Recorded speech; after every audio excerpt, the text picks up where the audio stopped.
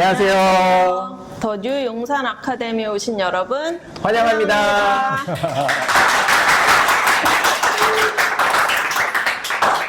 네, 저는 MC를 맡은 용산구 청년위원장 안태홍. 함께 MC를 맡은 용산구 홍보소통위원장 권희진입니다.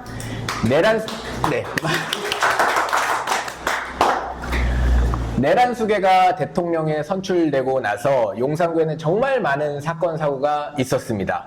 재난의 화신이라고 볼 수 있는 윤석열은 어떤 이유도 설명하지 않고 용산구 국방부로 대통령실을 이전했는데요. 엄청 많은 의혹과 사건들을 만들어냈습니다. 늦장 출근과 거짓 출근으로 인해서 교통이 마비되는 것은 물론이고 이태원에서 발생한 12구 참사 같은 경우는 전형적으로 인간이 발생시킨 재난, 인재라고 볼 수 있습니다. 네, 오늘 참석하신 분 중에는 이태원에 사시는 분도 계시고 또 지인을 잃으신 분도 계십니다. 용산구 청년들은 아직도 그날의 참담함을 잊지 못하고 있습니다. 그리고 또 한밤중에 민주주의 선진국이라고 불리던 대한민국에서 정말 믿기 힘든 일이 벌어졌습니다. 윤석열이 본인과 김건희의 죄를 덮고 영구집권을 위해 말도 안 되는 이유로 비상계엄을 선포하고 내란을 일으킨 것입니다. 그러나 국난의 위기에서 나라를 지켜낸 민초들처럼 그날 민주주의를 위해 국회로 달려간 청년들이 있었습니다. 그리고 매서운 겨울 응원봉을 들고 거리로 나선 용산구 청년 당원들이 있었습니다. 더 뉴 용산 아카데미는 청년 당원 및 민주 시민이 깨어있고 행동하는 양심을 보양시키고자 만들어졌습니다. 민주 시민들과 함께 토론하고 학습하는 장이 되길 기대합니다. 대한민국 수도 서울의 중심이지만 민주 진영에게는 험지인 용산을 탈환하고 시민이 행복한 지역으로 만들길 바라며 앞으로 저희 아카데미에 많은 관심 부탁드리겠습니다. 오늘은 용산구 의회에서 정말 맹활약하고 계신 분을 만나볼 건데요. 이촌 1동, 2동, 한강로동을 지역구로 맡고 계시는 더불어민주당 용산구 지역위원회 교육연수위원장, 용산구의회 부의장, 그리고 전임 용산구 청년위원장님이시자 현재 용산구에서 비주얼을 담당하고 계시는 백준석 용산구 구의원님을 모시겠습니다. 반갑습니다. 네, 안녕하세요. 간단하게 자기소개 부탁드리도록 하겠습니다. 전임 청년위원장이고요.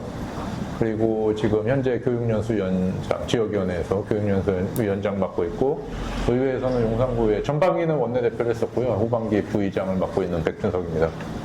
반갑습니다. 계속 오면서도 아니고 지금 강연이라고 했는데 이제 강연 형태는 아니고 이렇게 좀 약간 대담 형태 같은 것 같은데 계속 걱정했던 게 지금 이 현장에 한 청년 우리 당원분들 한 20분 정도 오셨는데 주말에 이렇게 바쁜 시간을 쪼개서 오셨을 텐데 제 얘기가 과연 재밌을까 이 걱정을 계속하면서 어떻게든 재밌게 해야 되는데 그 걱정으로 왔는데 하여튼 뭐 그동안 제 뭐 정치했던 이야기들 그리고 의정활동 경험했던 부분들 그런 부분들을 그냥 이야기식으로 편하게 좀 말씀드리도록 하겠습니다. 네, 그러면 저희 준비된 질문들 한번 진행해 볼 건데요. 가장 많이 나오기도 했었고 또 기본적인 질문인데요. 도대체 왜 이렇게 힘든 길을 이 정치를 시작하게 됐는지 궁금해하는 청년들이 많았습니다. 지금 한 10여 년 전이 돼버렸네요, 벌써. 한 16년 말경인 것 같은데, 그때 이제 박근혜 대통령 탄핵 시기가 있었어요. 이제 지금 최근에 이제 윤석열 대통령 탄핵이 있었는데, 이런 탄핵을 겪을 줄은 몰랐죠. 이제 그때 당시에 탄핵으로만 봤을 때도 정말 이게 나라냐 아마 공감 많이 하시는 당원들 많이 계실 거예요. 그래서 와 이건 뭐지? 약간 그런 상황이었는데 이런 상황이 더 심한 상황이 올 줄은 뭐 상상도 못했지만 하여튼 그때 당시에 그런 그 탄핵 정국을 겪으면서 이게 바라만 보지 말고 직접 참여를 해야 되겠다. 일단 그 생각이 들었고요. 이제 개인적인 상황을 말씀드리면 그때 제가 그 도시공학 박사학위를 받고 시간 강사를 나가면서 개인적인 시간 여유가 좀 있었어요. 많이 있었고 그 학위를 받은 이후에 내가 뭘 하면서 살아야 되냐는 고민을 계속 하고 있을 때 박근혜 대통령 탄핵 사건이 터지면서 뭐가 이렇게 꽂혔는지 정치를 해야 되겠다 이렇게 돼버렸어요. 그게 이제 발단이에요. 시작은 그렇게 된 거죠. 네, 두 번째 질문으로 넘어가 볼 건데요. 정치인으로 이루고 싶은 꿈이 있다면, 정치인은 이렇게 깃발을 세워야 된다고 생각을 하는데, 네. 네, 꿈이 있다면은, 아니 밑도 끝도 없이 그때 시작할 때 제가 그냥 제 스스로를 판단했을 때 중앙정치인이 될 그릇은 못 된다라고 생각을 했고요. 그러면서 든 생각이 구청장까지는 해야 되겠다 라고 마음을 먹었었어요. 근데 마음을 먹었는데 지금 이제 12년여가 지난 시점에서 그때 당시를 돌아보고 지금 현재를 생각해 보면 그건 아닌 것 같더라고요. 이게 내가 뭘 해야 되겠다라기보다는 준비되어 있으면 찾아온다로 바뀌더라고요. 내가 이거를 뭘 해야 되겠다 목표를 정하는 것보다 자리에 대한 목표보다는 준비를 하고 있어야 된다가 더 중요하다는 생각이 들었고요. 준비되어 있으면 언젠가는 찾아온다. 그리고 지금 현재 이재명 대통령께서도 너무 잘하고 계신데 그분만 봐도 이제 성남시장, 경기도지사 그리고 당에서 당대표를 하면서 그리고 한 번에 낙선이 있었잖아요. 그 많은 시간 동안 이제 준비가 되어 있었기 때문에 최근에 이제 다시 대통령에 당선될 수 있었다라고 생각이 들고 윤석열 같은 경우는 반대인 거죠. 이 3년 만에 쫓겨난 이유는 준비도 안 된 엉터리 대통령을 뽑아놓으니까 이게 그 무게를 감당을 못 하잖아요. 그래서 어떤 자리든 그 무게를 감당할 수 있을 정도로 준비를 해야 되겠다라는 생각을 하고 뭐 열심히 하고 있고요.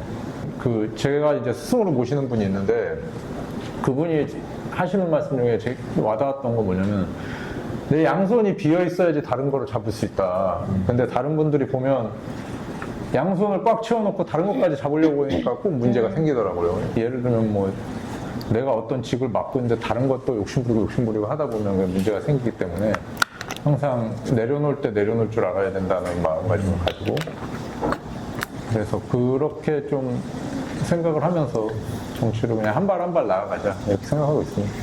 궁금한 게 이제 처음 정치 시작한다고 하셨을 때 가족분들 특히 이제 배우자분의 반응이 어땠을지 궁금합니다. 아까도 뭐 처음에 시작할 때 왜 힘든 일을 했냐 뭐 똑같죠. 가족들도 왜 그런 일을 하려고 하냐 다 힘들고 온 가족이 힘든 일인데 이게 그런 반응이었고요. 그리고 그때 지금 제 아들이 9살인데 제가 한 10여 년 됐다고 그랬잖아요. 갓 태어났을 때 밑도 끝도 없이 한다고 그러니까 참 이 와이프 입장에서 얼마나 막막했겠어요. 뭐 하는 거지 싶었겠죠. 앞이 안 보입니다. 그런데다가 딱 애가 이제 2살 한 첫 돌 지나자마자 와이프가 좀 아팠어요. 많이 아픈 상황을 겪고 아시는 분이 계실지 모르겠지만 제가 시의원에 도전을 했었어요. 여기 시의원 1선거구에 도전했었는데 뭐 시원하게 이제 컷오프를 당했죠. 컷오프를 당했는데 뭐 당연한 거였어요. 지금 생각해보면 뭐 준비가 전혀 안 돼 있었으니까. 근데 그러고 나서 제가 제가 테니스를 치는데 테니스 같이 치던 형님한테 제가 뭐 정치 이렇게 해야 되겠습니다. 뭐 이런 얘기를 좀 하고 그랬는데 그분이 제가 아까 말씀드렸던 그 사부님을 소개를 시켜줘요. 곽윤석 교수님이라고요. 그분이 경기도지사 당시 그 캠프 때 이재명 경기도지사 때죠. 캠프 때 전략기획실장으로 가 계셨어요. 근데 그분이 어떤 분이냐면 임종석 전 비서실장이 성동에서 첫 출마를 했을 때 보좌관이셨어요. 같이 운동권인 거죠. 근데 보좌관이 굉장히 화려해요. 그때 임종석 비서실장이 첫 국회의원 당선됐을 때 정원호 구청장이 또 보좌관이었고 지금 대통령실에서 맹활약하고 계시는 권혁기 의전 비서관이 또 거기 보좌관 출신이에요. 근데 그 중에 한 분이 이제 곽윤석 우리 실장님인데 제가 컷오프 당하고 나서 경기도지사 캠프로 좀 와서 함께 하겠냐. 그래서 저야 뭐 얼마나 좋은 기회예요. 그래서 당장 짐 싸들고 이제 갔죠. 근데 막 새벽 1시에 끝나고 막 거기서 운전하고 오고 막 이런 생활들을 하다가 사진 띄우면 좋은데 이제 그 대통령과 투샷도 찍고 사모님과도 찍고 지금은 찍을 수 없는 영상에서 자료도 다 나갈 겁니다. 사진들 소중한 사진들도 남기고 그러면서 인수위의 전문위원으로 또 기회가 주어져서 그런 기회도 갖게 되고 그리고 경기도의 도청에 자리에 내정이 됐었어요. 그래서 내정됐다고 연락도 받고 뭐 출근 준비해라 이랬는데, 그래서 그 수원에 그 LPG 가격이 굉장히 싸요. 그래서 장기 렌트를 합니다. 제가 5년짜리 장기 렌트를 덜컥 했는데 갑자기 그 뒤집혀가지고 다른 사람이 가게 됐다. 너가 이제 나오는 상황이 아니다. 그 차가 아직도 기억이 납니다. 용산구에 이 충전소, LPG 충전소가 별로 없는데 굉장히 똑똑하시게. 뭐 지금 생각해보면 거기도 이제 그것도 이제 제 자리는 아니었던 건데. 하여튼 그런 상황들을 겪을 때마다 가장 문제가 가족이에요. 와이프가 얼마나 상실감이 크겠어요. 이제 남편이 한 2, 3년 그래도 정치권에서 일하더니 그래도 출근 하나보다 뭐 이랬는데 갑자기 청천벽력 같은 일이 있고 또 처가가면 장인어른 장모님 뵐 낯이 없고 막 하여튼 이런 것들이 굉장히 어렵더라고요. 정치가. 근데 가족들을 참 힘들게 하는 일이구나 싶어요. 눈물이 고인 것 같습니다. 원래 좀 촉촉해요.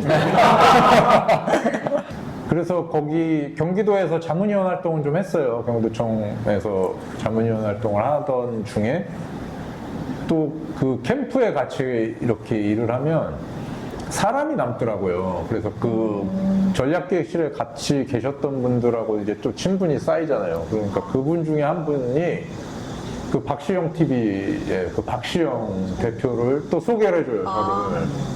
그래가지고 아기도 같이 또 우리 만나고 그렇죠. 했었는데 그 박시영 대표랑 또 친해졌더니 지금 의전비서관에 가 계시는 권혁기 실장님을 소개를 시켜줘요. 또 그분이 총선 준비를 했었잖아요. 아실지 모르겠는데 2020년도에 그분도 컷오프를 하셨는데 20년도에 한 1년 정도 용산에서 총선 준비를 해요. 근데 그걸 이제 제가 한 1년 정도 도와드리면서 함께 했고, 근데 그러고 나서 이제 강태웅 위원장님께서 그 공천을 받으셔서 이제 서울시에서 부시장 하시다가 이제 오셔서 20년도에 890표 차로 이제 석패를 하게 되죠. 근데 그러고 나서 저는 이제 그 권 실장님이 이제 그러고 나서 이제 도저히 이제 집에서 볼 낯이 없잖아요. 그래서 야, 이거 어떻게든 취직을 해야 되겠다. 그래서 막 여기저기 이제 이력서를 내고 다녀요. 이력서 내고 다니는데 한 6월경인가 강태웅 위원장님한테 또 전화가 와요. 전화가 와서 자기가 비록 낙선은 했지만 본인께서 낙선은 했지만 용산에서 정치를 할 거다. 본인은 그 위원장님께서 좀 함께 하고자 하는데 뭐 어떻게 생각하냐 이렇게 말씀을 하시더라고요. 그래서 그때 또 와이프는 볼낯이 없습니다. 네. 와이프는 취직이나 해라였지만 또 제가 청년위원장을 맡죠 그때. 그러면서 이제 안태웅 위원장님 네. 청년위원회 부위원장으로 모시고 그러면서 이제 청년위원회에서 함께 또 지방선거까지 또 막 같이 달렸었죠. 그러고 나서 이제 계속 용산에서 용산에서 이렇게 계속.